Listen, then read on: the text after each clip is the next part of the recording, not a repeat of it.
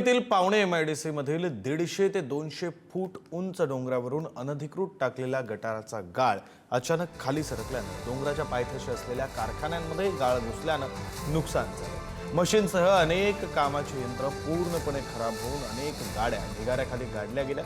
सुदैवाने गाळ खाली सरकत असताना कामगारांच्या तात्काळ लक्षात आलं। सर्व कामगार जीव मुठीत धरून बाहेर पळून गेल्याने मोठा अनर्थ टळलेला आहे।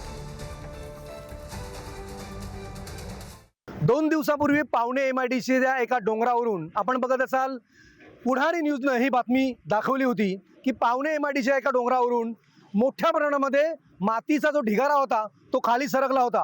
अर्थात ते संपूर्ण गटारातला कचरा होता आणि ते जाऊन धडकला होता त्या कारखान्यांवर।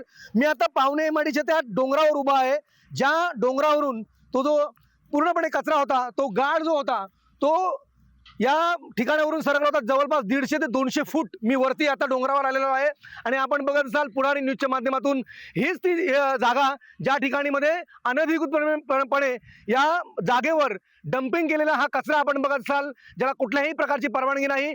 पालिकेने एका ठिकाणी आता बांध बांधायला सुरुवात केलेली आहे, जेणेकरून हा जो कचरा जर पुढे सरकला आणि खाली उतरला तर तो पुढे जाणार नाहीये। मात्र 150 ते 200 फूट दरीवरून जर कचरा पावसाच्या फ्लोनं जर खाली उतरला तर ते बांध अडवू शकत नाही। त्या बांधला तोडून तो कचरा पुन्हा एकदा त्या कारखान्यांवर जाऊन आदळेल आणि अनर्थ घडू शकतो। त्यामुळे महापालिका हे जे बांध बांधते, हे बांध बांधण्याचं मुख्य कारण किंवा त्याचा काही उपयोग होणार आहे का, हा एक प्रश्न या निमित्ताने उपस्थित होताना दिसतोय। त्यामुळे इतर विभागाचे जे अधिकारी आहेत ते या ठिकाणी येऊन हे डंपिंगचे जो कचरा आहे याला थांबवण्याचा प्रयत्न करतील का आणि पुढे काही अनर्थ घडणार नाही याची काही खबरदारी घेतील का, हेही पाहणे तितकंच महत्त्वाचं असेल।